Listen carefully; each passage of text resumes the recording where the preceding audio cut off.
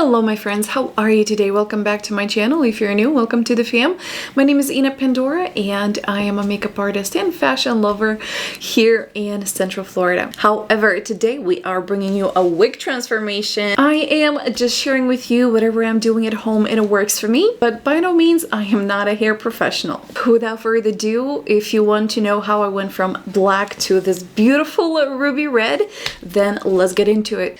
And this is the wig. It's a short bob wig. It's a black human virgin hair, 150 density. It's a 4x4 lace front wig. It's a 10-inch long. I got it off of Amazon. I'll make sure to leave the link down below if you want to get yourself one. Super cheap too. I think it was around $50. To bleach the hair today, I'm using the Color BW2 bleaching powder along with the 40% volume developer. And I added the ratio of 6 scoops of powder and 5 ounces of the developer and mix it really well until it became like a very creamy consistency. Now I wanted to do this first before I added any water simply because that will eliminate any clumps or any formation of, dry patches or anything. Then we're going to add the water. Now here is the biggest mistake that I'm going to share with you. This is my first time trying to watercolor to bleach watercolor kind of method, and honestly that is way too much water. You needed just a little tiny bit to make it a little more watery, but honestly it was too much. But I decided to share that with you guys so you kind of be aware, not do the same mistake. However, I decided to share with you, so I'm going to show you the result of if you're adding a lot of color. It's not going to damage your hair that much. However, it didn't lift too much either. So I let it sit for a good 30 minutes and honestly it lifted very slightly, but it definitely lifted a little bit, at least to like a good brown color. Now this method definitely works, so if you wanted a little lift, not too much and less damage, then definitely I would consider this. However, I wanted it much lighter, so I decided to do it again, but a little bit different. Second time, you guys, I decided to use a 30 developer because I didn't want a chance to fry completely my hair.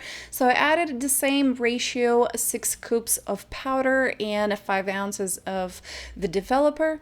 Then I added a little bit of hot boiling water, just a little bit, just to fill in my bowl, and made sure to mix it really well until it became like a creamy consistency. Then poured it in my plastic container, and with the brush, like the brush that I'm using normally to dye the hair, I decided to go in and mix it even more to make sure that there's no like inconsistency, or if there is like water floating around, I want it to be a creamy consistency. Then dipped in my hair, made sure that I saturated really well.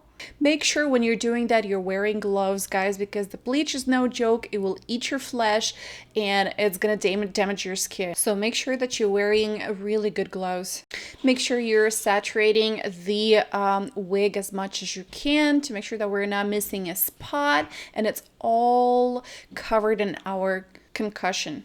If you don't have a lid for your container, you can use a ceramic wrap to kind of cover it and let it in the heat that is created by the bleach. This way the whole process is going to be a lot faster. Then I'm going to let it sit for a good 15 minutes.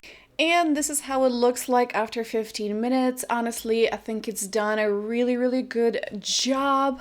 Definitely a better method than the one that we tried before this. I am double checking that everything is covered, that I don't have any missed spots. And then I'm going to cover it and let it sit for another 15 minutes.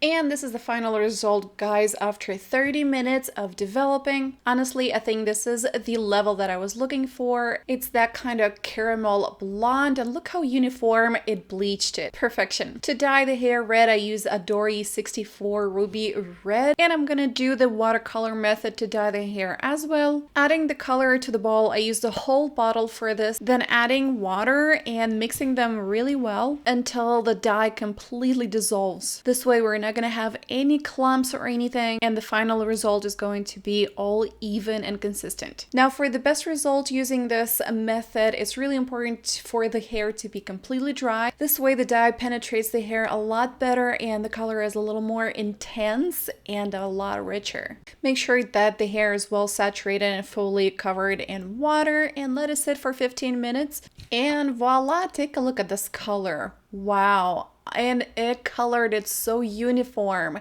and so beautifully.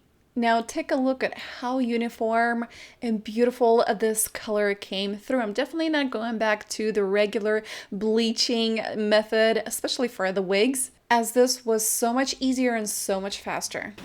Honestly, this is the fastest and easiest hair color transformation that I have ever done. I definitely perfected it. We started with a little hiccup, but honestly, now I know exactly what to do on my next project, to which I have 2 hair bundles that I'm really excited to try and create my own wig. If you don't want to miss the process, make sure you're subscribed to my channel and hit that notification bell to be notified when I'm uploading next. I'm trying to upload as often as I can. I don't have a set schedule yet, but hopefully we're gonna get more and more. Until then, thank you for watching. I love you, and I'll see you in my next one.